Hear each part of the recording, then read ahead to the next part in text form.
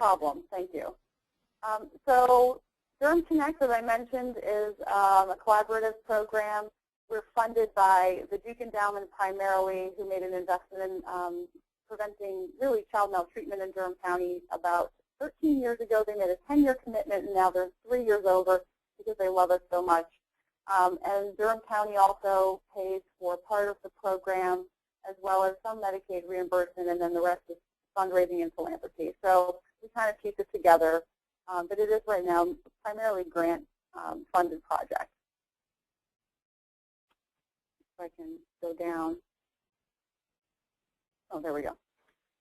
So today what I'd like to explain to you, see Bev Purdue, I was really proud because she really loves our program, and even while she wasn't governor, she came and visited us. and we took her on a little tour, and she got to see some babies, which is always fun. I'm going to tell you a little bit about the model itself.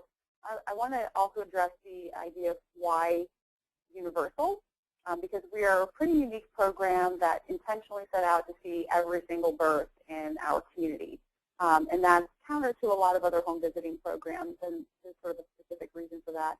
I can tell you a little bit about how we interact with the parents and what that support and screening looks like. And we have really strong evaluation results. As I mentioned, this is research-based. So, you know, from the very beginning, we set it up so that we could really look at what this was doing and not just say, well, we think we're helping people. We really want to prove that with data. And then program replication. So the Connects model is a universal home visiting program. We typically see babies around 3 weeks postpartum, sometimes earlier, sometimes later, but it's just around the time before their postpartum visit. And in between the baby's pediatric visits, we are very embedded with the pediatric and OB practices in Durham, so we actually feed information to them, and sort of with, of course, the parents' permission. But you know, if there was something that we thought the baby had something that seems a little funky, we would call the doctor on behalf of the parent and help them work through that, get them an appointment, whatever they needed. So it's a really nice way to have sort of on-the-ground support for the health practices, which we know is improving health overall. There's never any cost to recipients. It's completely free. The only eligibility requirement is that you have to live in Durham County. We don't even care where you gave birth. You just have to live in the county. We primarily sign patients up at the hospitals, although we do get birth records and we call families if we miss them there. Parents can always sign up online. We have a little contact form there, and then we'll just call and schedule with whatever's convenient. They can even sign up prenatally, so they don't have to have had the baby. We've had moms call 3 months pregnant and say, I can't wait for my Durham Connect visit, and we'll just work around their due date. So we love that proactive style. We specifically decided to use registered nurses for a bunch of different reasons. One, they just have a lot of trust in the community, and this is a time of vulnerable health for both babies and mothers. So we know that they have the clinical judgment needed for the health side, but they also have a really good pulse on the community. They can do a lot of social support in ways that maybe a social worker might be viewed a little bit differently. So sometimes they're kind of like nurses and social workers put together. I think that's more, if that was a real thing, there should be a dual degree, because that's really what our nurses are, both nurse and social worker. And of course, it is for everybody. We do not have any limitations on who we'll see. We don't care how many kids you have or what your status is, if you have insurance or not. None of that matters as long as you're a resident, you're eligible. Of course, you know where we live.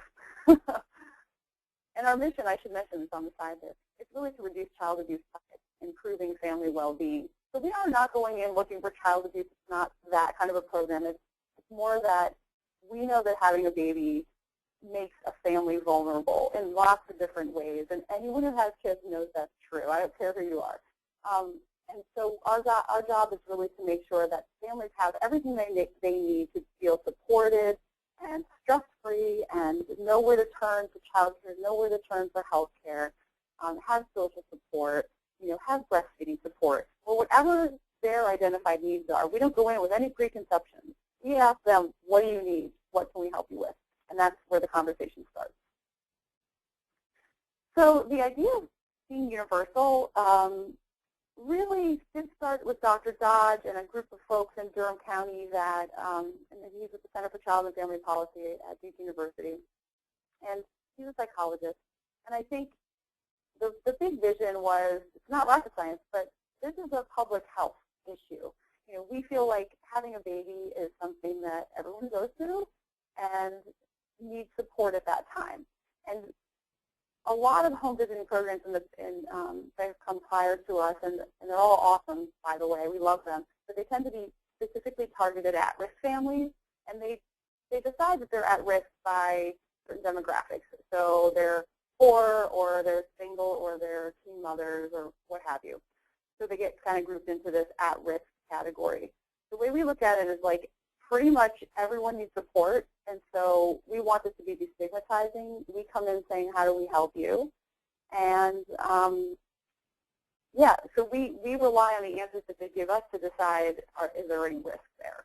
So instead of just designating them because of their, you know, whatever system they might fall into, or class they might fall into, we try to really get at the root of what their needs are. And then we decide, okay, well, this is the kind of support you might like, and here are some options for you in the community. So we think that the whole community, if you want to change public health, if you want to change the outcomes of an entire community, you need to start with everyone. And the best analogy I've come up with is really prenatal care, where, you know, decades ago, it really was just the high-risk families that received prenatal care. If you had high blood pressure, you were obese, or you had a, you know, some health condition that made you a high-risk pregnancy. Now everyone gets prenatal care. It is assumed that this will be paid for, and that this is a good value, and that it's good for everybody. I would like to see postpartum care go the same way, and I think we still have a long way to go. So the nurse's job is not to fix all their problems. This is really short term, so it's the whole population, a wide swath, and we only visit them 1 to 3 times, so it's very short term. And our job is to really identify, resolve, do lots of education and teaching in the home, and then connect those families with whatever services, supports might exist. And sometimes it's their next door neighbor, sometimes it's their mom, sometimes it's a child care agency or a doctor, and sometimes it's social services. It just really depends. It's very unique to each family. And it works very nicely with some of the other longer-term home visiting programs that are a little more traditional, where they're serving at-risk families. For instance, there's 2 programs in Durham that come to mind where we're the primary referrer. That would be Healthy Families Durham, which serves first-time moms that have some risk factor, which might be that they're teen moms, or they live in poverty, or they have toxic stress or were abused. And it's a really nice way for us to hand off the baton to groups like that, because they'll stay with them for, we've identified this family wants and needs this sort of intervention, and that family will stay with that group for another 3 years. So we feel like we've at least identified the problem where they may not have been able to reach that family. So it's a really nice way to identify and support families at that very critical juncture. And of course, we love going in to see the babies. It was like the happiest visit. Parents adore it. We bring a gift bag, we bring a book for the baby, a gift for the mom, lots of great literature, and just someone there to answer questions. Because I don't know if any of y'all have gone to a pediatrician's appointment, but they're like 10 minutes. So we will give them up, you know, 2 hours. We've had some visits go 3 hours just because the mom had so many questions and wanted us to stay. We'll stay as long as they want us to. So it's just really nice to have that one-on-one time in their sort of territory, as opposed to being, you know, in a sort of sterile office environment. We think the pediatric appointments are so important, but we know that often you glean a lot more just from walking into the home, and you get a sense of how people live and what their needs are. So it's really fascinating. People really like that part of it. So some of the things that we do, just to give you a sense, we have these 12 domains. That's a researchy thing, but it's more like, you know, we have these areas that we try to cover, and it's really like a wide breadth of topics that we cover. So some of the things that we provide for the families that they find useful are, we do a baby weight check every time. We do a health check on the mom to make sure she's healing okay. We make a lot of postpartum appointments for moms. It's really quite shocking how many of them don't have them, don't know they should go, or don't intend to go. And that's the only chance for them to review their own health after giving birth, after they've been discharged. We do lots of breastfeeding and bottle feeding help. We have a certified lactation consultant on staff who does free visits. I mean, you can't get any better than that because that can be a costly thing. She's not going to come 10 times, but she'll come a couple times and do really hands-on support with moms for breastfeeding. It's great. We screen every single mother for postpartum depression and domestic violence and for substance use. And we tell them flat out, like, we ask everyone this, and we know you're at risk because you just had a baby. And so it's quite nice, and I'm always amazed how many people say, I'm glad you asked, if no one ever asked. Or they asked me at the hospital at discharge that the baby was 24 hours old. So it was really hard to assess. So it's just nice sometimes to have someone checking in and saying, like, how are you doing? Sometimes you ask that question and people just break down in tears. And, you know, it just reminds you, like, okay, this person is coping the best they can. So you can read the other list there. Family planning is a big thing. You know, we try to help people make a plan for their next pregnancy if they're going to have one so they don't have a surprise. Close birth spacing is actually a pretty strong predictor of child abuse just because there's so much stress involved in that. Finances are obviously a big one, and we have a social worker on staff who is actually a DSS social worker, but she only takes referrals from Durham Connects, and she does home visits. It's like the best thing ever. She actually goes in, and sometimes she's just sitting there helping them fill out their Medicaid application because they couldn't figure it out or they didn't know what document they needed. And these are literally families who would have just fallen through the cracks otherwise. So that alone is a very valuable service.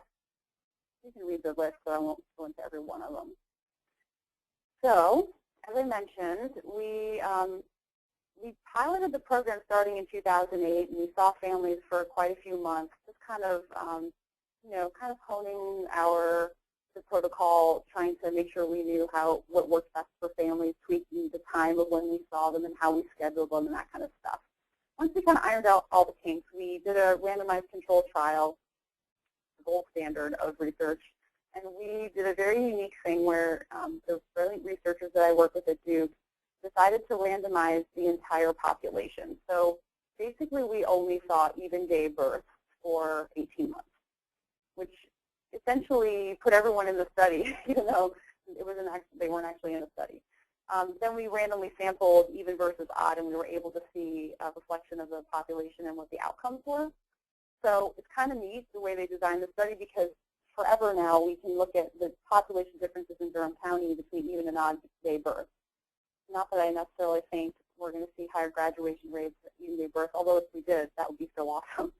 But now some of the babies are turning 5, and we are going to look at school readiness data that the county collects. So it'll be interesting to see, and we do intend to try to track these families for a long time to see what the outcomes could be. This is 1 to 3 visits. You know, we're not solving the whole world's problems, but the way we look at it is if we can intervene at a time when the family's vulnerable and needs support, if we can just move that needle a little bit, you might be able to change the trajectory enough that one good decision leads to another good decision. And that over time, you will see these families have more well-being in their lives. So that's our goal. So what we saw when we interviewed the families is we saw more community connections, thank God, because that's our name. We saw more mother-reported positive parenting behaviors as observed by the researchers. They actually did home visits and observed. We saw a higher quality mother-infant relationship. We used all standardized tools to measure these things, and weren't just, they weren't subjective. They had a higher quality home environment, meaning they had more age-appropriate toys, books, things for children to sort of be engaged with. Higher quality child care usage, that was kind of interesting. We didn't anticipate that. We don't promote out-of-home child care either way. But when people do seek child care, we really root them to high quality and understanding what quality means, and we do that through a referral to the Child Care Services Association in Durham, which is a wonderful free service. And so it helps parents navigate that. So it's kind of interesting that parents that had a Durham Connects visit had a 1 whole star rating higher child care usage than those that didn't. So I think that message got through. And a really important one is that mothers have less clinical anxiety. So clinical anxiety can be a predictor of a lot of things that are maybe difficult for families. So the mother's anxious, they may run to the ER when they don't really need to, or they could do something horrible, but usually it's more that how they interact with the child is a little bit different. So that's an important thing that we found. And at 12 months, the big finding that everyone was talking about that got published in Pediatrics and the American Journal of Public Health is that we saw 85% fewer overnight hospitals for those infants that had a Durham Connects visit, and 50% total less infant emergency medical care. So one of our goals is appropriate use of a medical home, appropriate use of the ER. And so trying to channel patients to their medical home, what we're hoping is that they aren't unnecessarily going to the ER when, we've seen lots of where they take the baby to the ER because they just little things, they were sneezing or whatever. So it does happen pretty frequently, and that costs usually the community a lot of money. So in theory, we're saving a lot of money. So for every dollar invested, we calculated that $3 comes back to the community in those health cost savings. And if you want to look on our website ever too, those publications, if you're interested in reading that, those are posted on our website. So this was a trajectory thing that I thought was the only reason I'm showing you a boring graph is because I thought it was kind of cool. This speaks specifically to the emergency care episodes, but you can see like the control families versus the ones who had visits immediately diverge, and they sort of maintain this difference in the number of emergency care episodes for up to 2 years, and then it starts to level off a little bit, but the gap never closes. You never lose those gains. So that's a pretty telling thing that we feel like there's some staying power in the intervention that we've created. So briefly about replication. So we tested this in Durham, we had good results, all these wonderful things, we published the results, and then we really want to see how it might work in other communities. So we literally picked the hardest possible place to go. The state had received quite a bit of money from the Race to the Top Early Learning Challenge, which is federal money, and this is specifically designated for 0 to 5. The state won this award against many other states, actually. It was a pretty big deal, $70 million. We're only getting a few tiny bits to do our work, but a lot of intervention. They created this transformation zone, which are the 4 blue counties. Starting at the top, it's Bertie, Chowan, Beaufort on the bottom is the big one, and Hyde, which is the coastal one, which, by the way, includes Ocracoke. So they picked 4 non-contiguous counties that are about as far-flung as you can get. It actually is a lovely country out there. I've been out there quite a bit. There's very high poverty, high unemployment.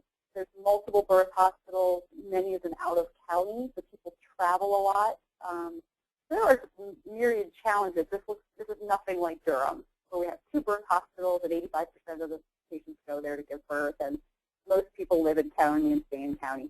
So we are just at the stage where we are starting to see families. This summer we hired all staff, they've been trained, and now we're visiting families. And it's been one sort of obstacle after another, but we've managed to actually do this. It's been difficult work, not just because actually the local communities have been lovely and supportive and had to have a high degree of participation from the beginning. It's mostly working through the state and those channels and how money flows and all that. So all the boring stuff no one wants to deal with, and that's my job to navigate all that. But on the ground, people are really excited, and families are starting to sign up themselves, which is a really positive sign. And we call that Family Connect. And we do have a website. I didn't put it on here, but it's familyconnectnc.org in case you're ever curious. And there's a link on our website. So that is a lot of information. I'm going to leave with a call to action. So we are having a Durham Connects birthday party event. We are celebrating the fact that we've seen more than 6,000 babies in the past couple of years. And really, it's way more than that. We didn't even count all the pilot babies. I would have counted them, but the researchers said, well, I can only count these ones this way. I said, fine, whatever. 6,000 is a lot. So let's have a party to celebrate it. We're going to do it at Duke Park on the 13th. We're going to have a 9-foot birthday cake that our volunteers are putting together, and we're going to sing happy birthday and see everyone the cake. Tisha Powell from WTVD is going to be our MC. Well, it's a family festival with all the fun stuff. We do need a few more volunteers, so I'd love it if any of you guys are interested. It's a Saturday just for a couple of hours. And it's going to be a really fun day. So bring your families if you want to attend. There's a little RSVP. We'd love to know you're coming. We'll try to raise a little bit of funds, too. We're going to sell some tickets for the kids' games, but everything else is free. So we're really excited about this, just to tell the world, like, look how long we've been here and look how awesome this is. And aren't we lucky that we live in Durham, because really, I don't know of any community that does it at this scale, to be quite honest. And I've talked to a lot of people around the country. No one's done it like this, and certainly no one's researched it and shown that it actually has positive results. So I'll stop there and happy to answer any questions. Let me get out of this so you guys can see the rest of this. Did you all fall asleep? We're here. Okay. Everybody was muted, so it looks like some folks are still have their mute on. No problem. Jeannine, I was wondering about, well, several things, but one of them is, I guess you're under a Duke grant here. You were talking about replicability and continuing this presumably nationwide. Where do you see the source of funding being in the future, and also for continuing once the Duke grant is perhaps over? Yeah, it's a good question, and it's not an easy answer. And I think a lot of programs like ours who are trying to do similar work are struggling with this question. The way I see it, my observation of how things have changed now with the healthcare systems the way they are, is that I don't think we can stay grant funded for very much longer. I think there has to be a systemic solution, and that could be Medicaid. We're saving Medicaid quite a lot of money, so we've had some discussions with the state about that. They're looking to overhaul the system. So, you know, it's quite a political battle uphill, of course, to make a case for a new program. We know we have the data to prove it, and they've hooked up their ears at the very least. So we're in discussions with the state and the Medicaid folks there. Medicaid's one option. Another one, and this is really getting deep into finance stuff that you guys probably know more about than I do, but I think there's a thought that we can, there's a lot of discussion about social impact bonds or pay for performance, where you're actually using private funding to front the money for programs, and then when there's cost savings that is realized, that group is paid back by a third party like the state. So in theory, we would save the state money, and then they would pay back a funder like, say, a Goldman Sachs. Goldman Sachs is doing this all over the country. They've done ones in New York. They're doing ones in New Jersey. And so they take research for prevention, and they actually show that it can save money, and then they invest and expect to make a return. The good news is that when you do stuff like that, it saves the risk from the counties or the municipalities or the state and puts it on the investor. So these are complex financial arrangements that are being floated around. South Carolina is in negotiations to do one for nurse-family partnership right now. There's a smattering of them. Harvard is heading up a lot of them. They have a center that actually has a social impact bond. So I think that we are interested in that. Another third possibility for us is this thing called the Maternal Infant Child Health Home Visiting Program. It's a federally funded home visiting program that has been in Obama's budget for the last couple of budgets, and so money's been flowing.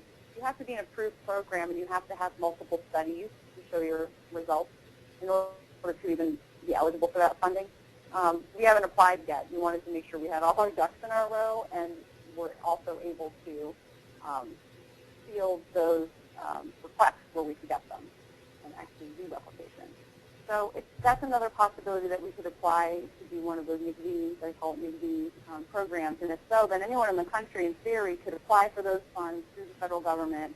If they get the funds, they can choose Durham Connects or another evidence-based program, research-based, and they could, work with us to consult for them to start their program. It would take quite a bit of consultation, so we may be able to monetize just in Durham our expertise, the fact that we know how to do it and we can show people how to do it. So, but I think you need a lot of funding streams. It's a really complex answer. It's a really complex problem that I've been grappling with for the past few years. This is DC, and I was wondering. I think you're to be commended on what you've done, and it's a wonderful program. It does seem like you need to get a business person involved in it from the standpoint of replication, to see if federal, state, and county money could be spent on it. I mean, the economics speaks for itself, but that doesn't necessarily mean that the government will go along with it without having some way of explaining it to them in terms that they understand the real cost benefit of the program. And are you looking for a job? You're totally right about that. I've got exactly that problem with my little foundation. So. Yeah. No, I want to talk to you after about this. I'm an engineer, not a money man. You might know somebody. Go ahead. Could I ask a question which is related to what we have been discussing? Your presentation has been very interesting, very elucidative, and the kind of evaluation of the data that you are collecting to prove that a project, an effort provides results, which is the kind of data you're trying to gather. I was wondering, is there a way you are able to quantify either by the number of births, the number of families visited?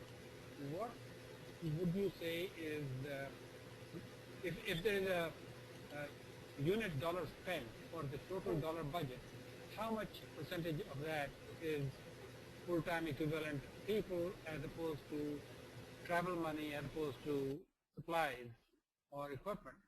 And how much of that is direct care people who actually visit the homes, and the indirect people who are the hospitals or the places where these people go, ER visits, etc. So the total cost, the dollar cost, is broken up. If it is broken up into a pie chart, what percentage would you say would be FTEs who are your kind of program people, as opposed to those ancillary support people, as opposed to anything else? Yeah, I do have such a pie chart, although I couldn't tell you off the top of my head the exact numbers.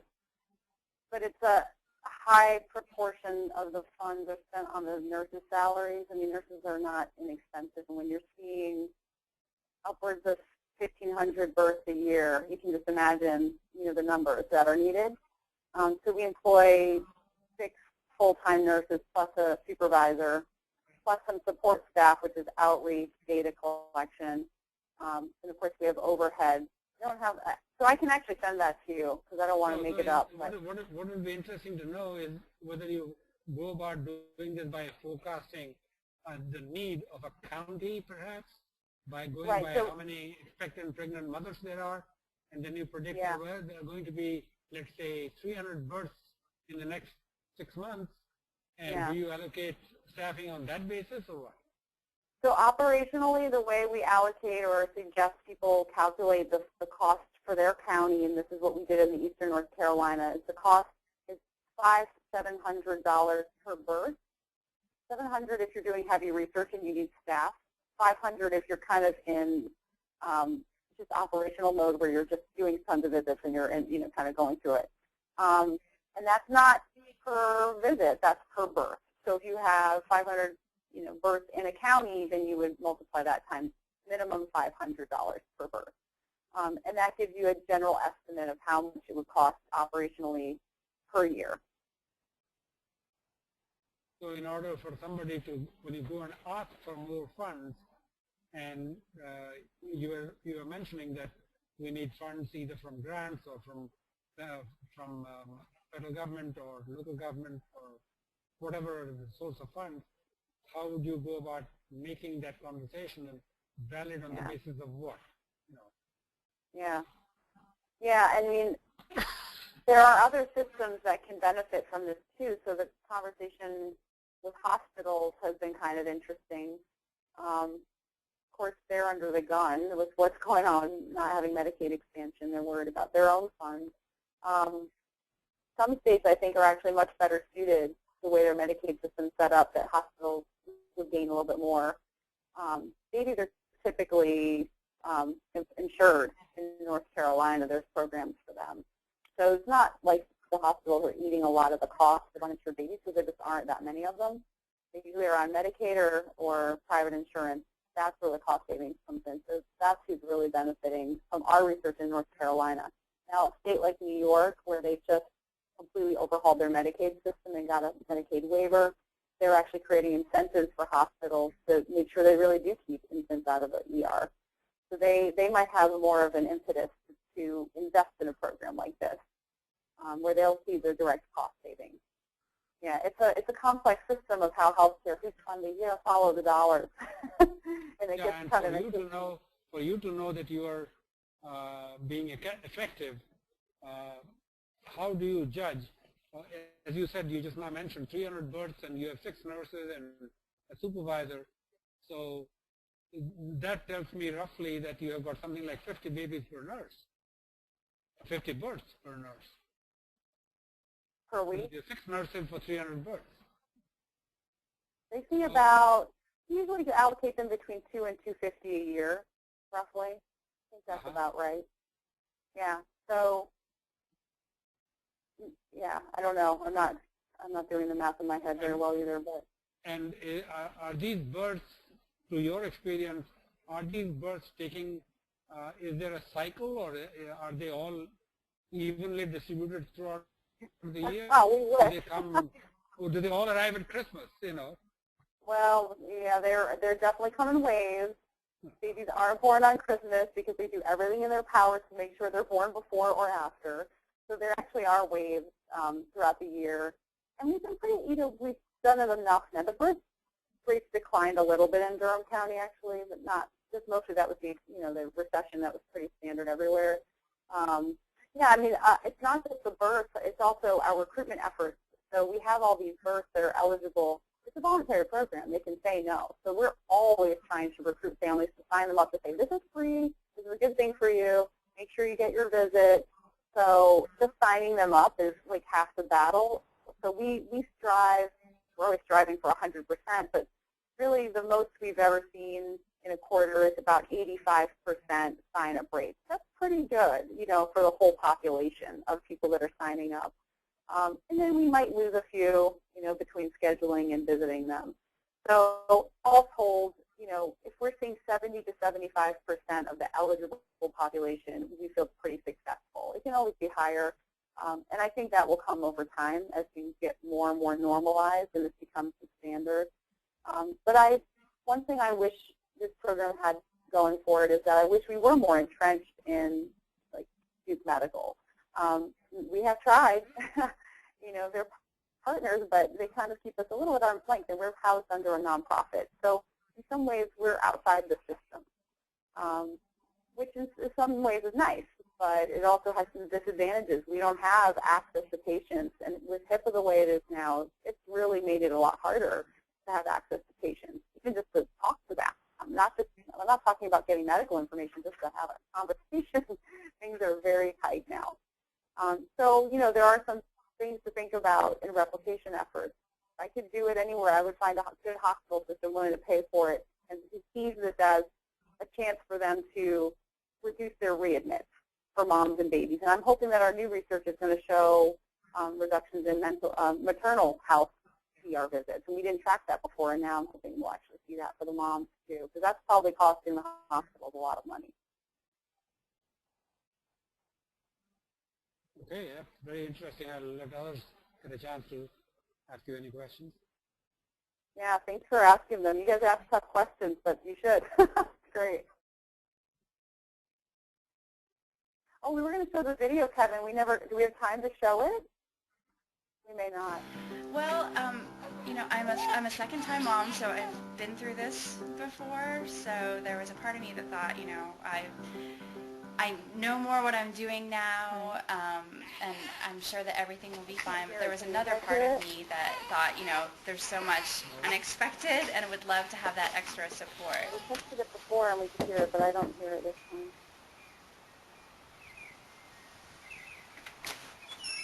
Hi, Pam. I'm Jennifer from Durham Connects. How are you? Good. Come on. Nice to meet you. And this must be Maya. This is Hi, Maya. sweetheart. How are you doing today? And I feel like it's just another safety net to have somebody looking out for her, because I was really concerned that at 36 weeks that she might have some issues and things that we wouldn't even necessarily know to look for. Okay. Ready? Ready?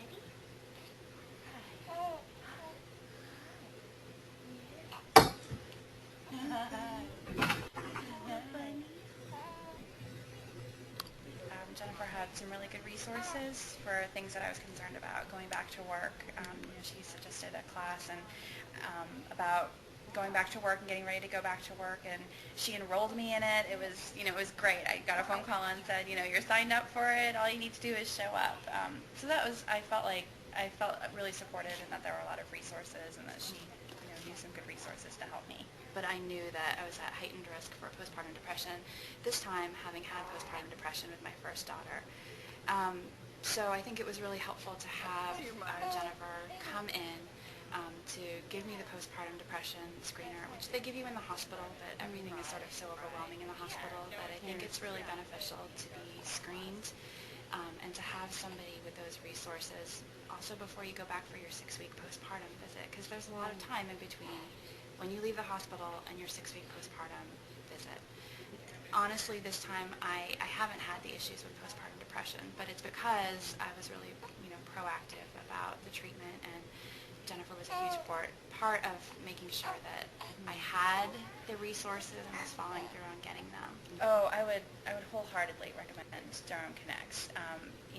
I think it's a great resource for first-time moms. I think it's a great resource for second-time and third-time and fourth-time moms. I think, no matter how much you kind of think once you have a child, it's always great to have that support.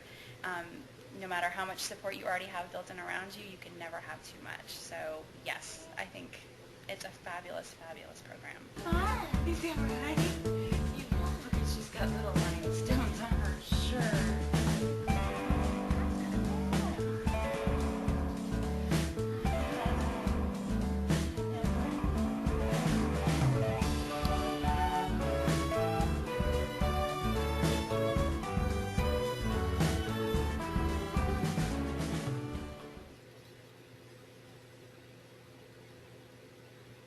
Video. That was our mom, Pam Dardis, who's like a wonderful star volunteer now, and really brave of her to tell her story, I thought, too, about her dealing with postpartum depression in the past, and that's the kind of mom we love to talk to, who is just grateful that we came and asked her how she was doing. Happy to answer more questions. I'll stay here all night if you want me to. You have that kind of flexibility, Jeannine, with your kids? I think my husband's doing a great job. I don't hear any screaming, so that's good. Yeah.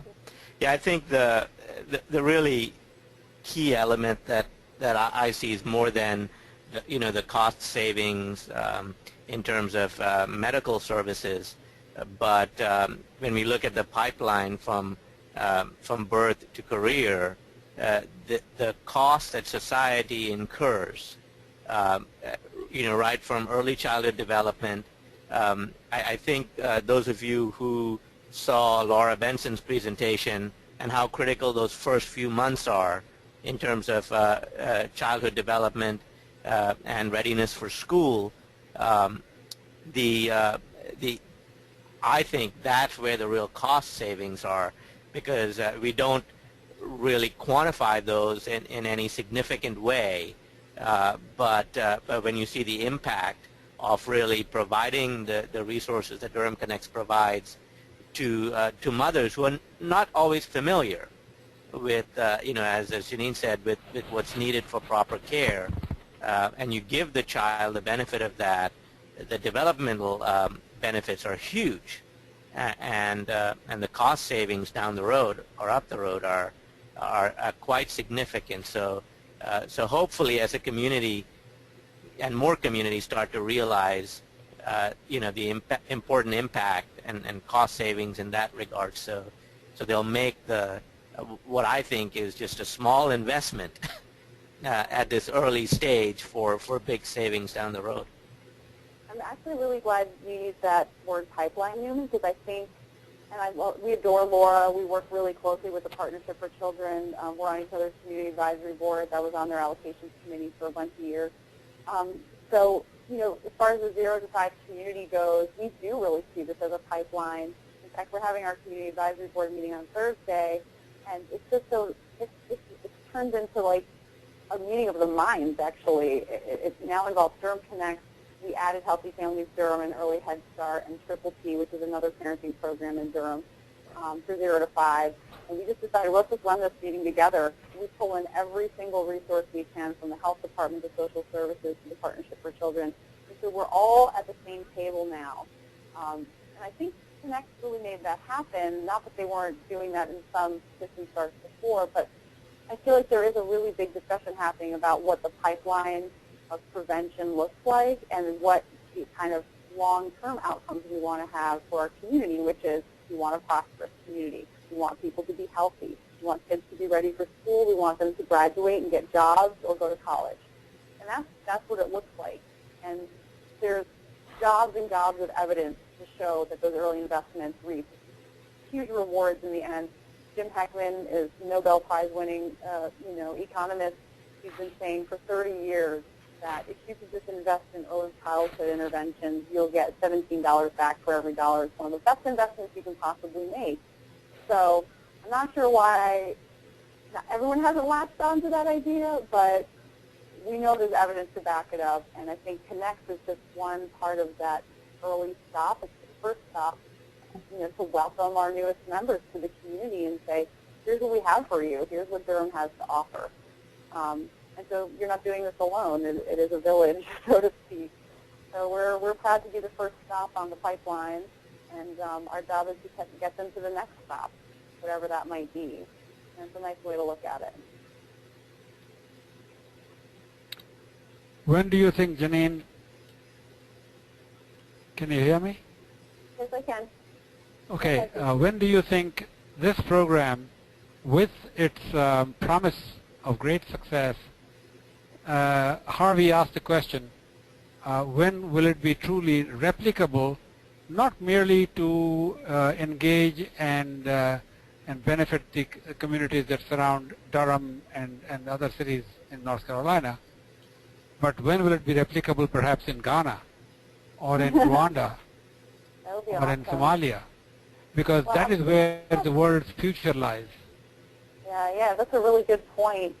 And can home visiting, the way we do it here, work in developing nations?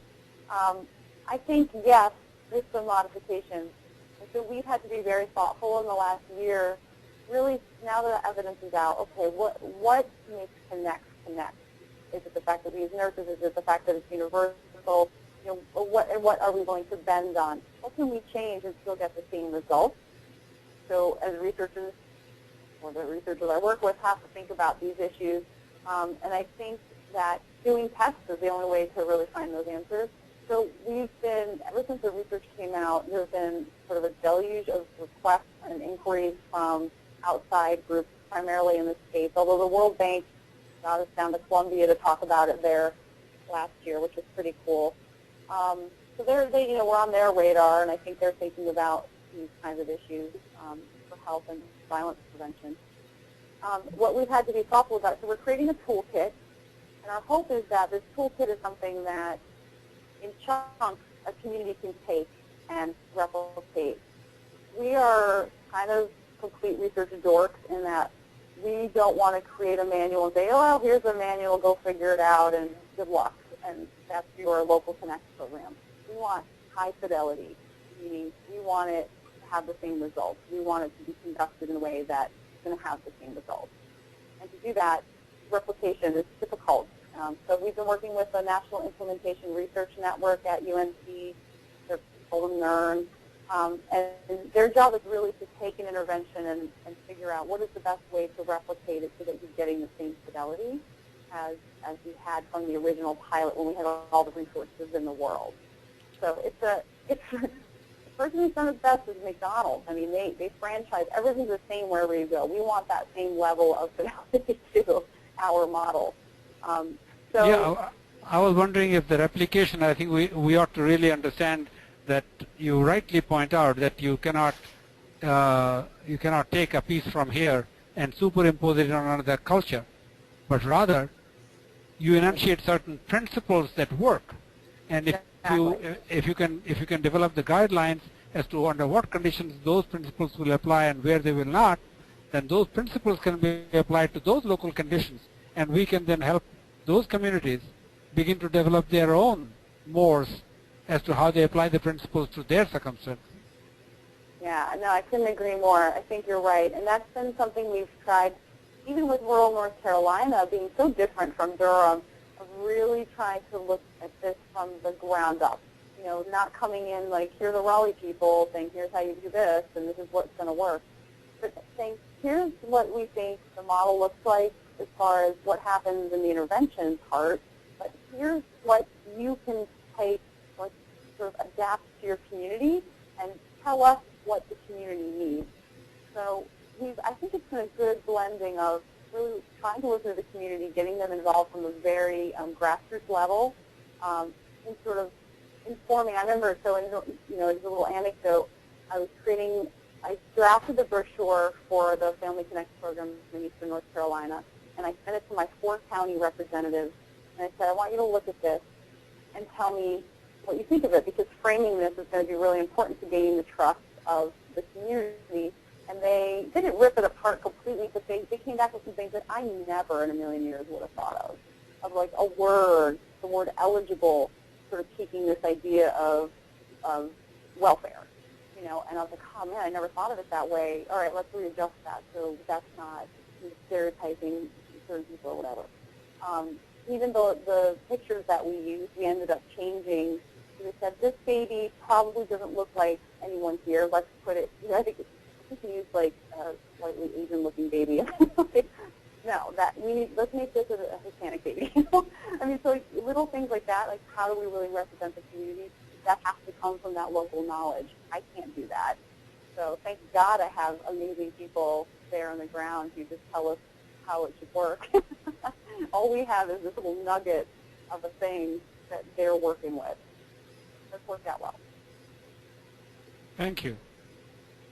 Todd, I didn't know if your question got answered. I thought you had a question you wanted to ask. Yeah, I was just curious, as you go around the community connecting all these different resources, do you ever find that there's redundancy in the efforts that are being made? And then how do you go about deciding which resource to recommend? And 2, how do you go about recommending why don't you do less of this and let this other guy do more of it, and then those resources are saved for the first guy, you know what I mean, for efficiency's sake. Right, I'm just wondering if you ever run into that and what you do about it. Yeah, I don't know if I'd say there's anything apples to apples or redundant, but there are things that might overlap slightly. For instance, Healthy Families Durham does intensive home visits for at-risk families. Early Head Start also does home visits for at-risk families, but there are some key differences. With Early Head Start, they have to meet certain federal criteria of income, and with Healthy Families, they have to be first-time parents. So what we do is, the nurses are amazing experts in knowing all the resources in the community, and something we do is try to keep a pulse on that all the time, because there's constant turnover, grants come and go, programs close, offices close, and we need to always know what's available in the community. This is why that community advisory board is so important in having everyone at the table. So we're always keeping track of that. When we find that there's a program that maybe they really would fit into either one, we try to look at a couple different factors. What is the best fit for the family? I mean, we don't make referrals and just say, well, here's a phone number, we think this might work out for you. We really try to look at where they're located. Are they going to have to travel across town? Do they have transportation? Do these services speak Spanish? You guys see? Oh, my dark. Okay. So we try to create the best fit for the family and also what they're wanting to do. So for a family that has some domestic violence, if they don't want to go to the shelter, that's not what they're going to do. But we might be able to get them in a parenting program. We might be able to get them to go to a peer support group. We might get them to be able to talk to their doctor. So sometimes it's about whatever the next step is for that family, wherever they're ready. So I don't see a ton of duplication. I think Durham is very resource-rich. We have a lot of resources, but I can tell you the need far outstrips the availability of services. I mean, in more times than not, we're just uncovering gaps that we're trying to fill. Child care, transportation, services for Latino and undocumented families. You know, there's a lot of different issues, but the good point about this, though, is that is part of our goal. Like, we didn't want to shy away from that. We got some pushback in the beginning because you're going to flood us with referrals, or you're going to cover all kinds of gaps that no one can fill, and what are you going to do with these people? And we said, well, that's not a good enough reason to not do it. So we ended up not flooding anyone. There's enough resources that we are able to sort of marry families with the right resource, what they are ready to do, if that makes sense. So that's worked out really well. We have a really, I mean, go into this, but we track our connection rate. So for every referral we make, we follow up with the parent and ask them what the outcome was, and we have about I think it's now a 70% connection rate. So it means they've actually connected with those resources, and it's about a 50% received services rate, meaning they've actually received the services within that month. That's incredibly high for any community. That's almost unheard of. That means 50% of them are actually getting something. Sometimes people are on wait lists and it's out of their control. Sometimes they're ineligible. So there's a lot of things that would be out of our control, but I feel really good about those numbers, that many people are actually getting services because of a referral that we made. So I sort of talked about a lot of different things in answering your question, but I hope that gave you a picture. No, that's actually quite encouraging. So, you know, that's because, like you said, if we have a resource-rich environment, and yet the need is so much more than that, and we have people that are double dipping, then why not try to create efficiencies so that somebody does more of this and less of that? Yeah, I think 70% of the families we see are on Medicaid. I mean, so many people in Durham are poor. I mean, that's just a fact, and it's really never so starkly apparent as when we go to see families in their homes. I mean, it's always a little shocking to me. But there's people and it's not just what you think. We walk into homes that are gorgeous houses and everyone's been laid off and they're about to get foreclosed. Or, we walk into homes sometimes that you think, oh man, this is not the nicest place, but the family has everything completely pulled together and they've got a system that works for them and everyone's safe and healthy. So, we try to go in without any judgment and just really try to meet them wherever they're at. And I think the community, from a systems level, when you see everyone, a whole population, you see trends really quick. And so Durham Connects is able to sort of identify those trends within a community and sometimes really help streamline the process, because we can go back to our partners or our referral agencies and say, we're seeing all these people with this issue. Are you able to handle them? They can then adjust the need. They can ask for more funding. Early Head Start, they've just applied for some, and Laura was part of this. I wrote a letter for her, actually, to endorse, and they needed some recommendation letter for a grant application. But they want to expand Early Head Start home-based because there is such a demand. We have a waiting list. We're constantly it's the worst thing to put people on a waiting list. But finally the demand is there, and now they can justify an increase. So I think that it creates system-level change in the community, at the community level, which is awesome. And I don't think it could happen without a universal program like this. Jeannine, thank you so much. We're going to stay online for a little bit longer, as long as you're willing to talk.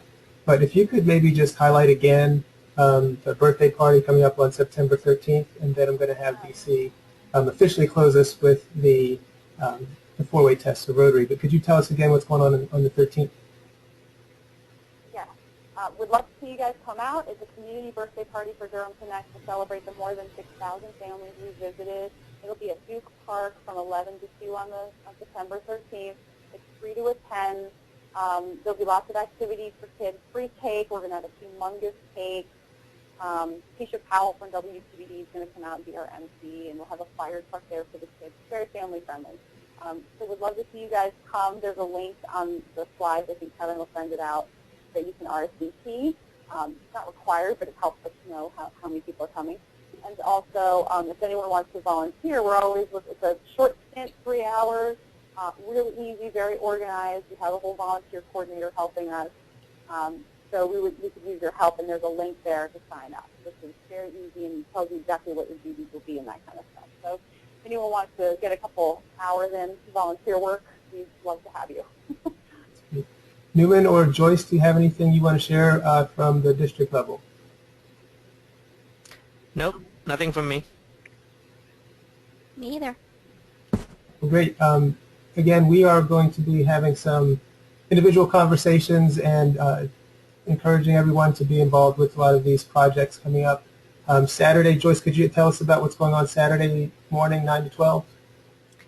Absolutely. Saturday morning, 9 to 12 at Crayons to Calculators, we will be doing a new teacher giveaway. So the $9,000 grant that was awarded through the Rotary Foundation and the 4 Durham Rotary Clubs, teachers will be coming in to shop on Saturday. So if anybody's interested in volunteering, please let me know. Great. DC, are you with us? Yes, I'm right here. Can you hear me? Yes. The four-way test of Rotary, by the way, Jeannine, as you probably know, one of the focus areas of Rotary is, of course, maternity and child health. But let me go on to wind up this formal Rotary meeting to say the four-way test of the things we think, say, or do. First, is it the truth? Second, is it fair to all concerned? Third, will it build goodwill and better friendships? And fourth, will it be beneficial to all concerned? That's the four-way test of everything we think, say, or do in Rotary. Thank you. Thank you.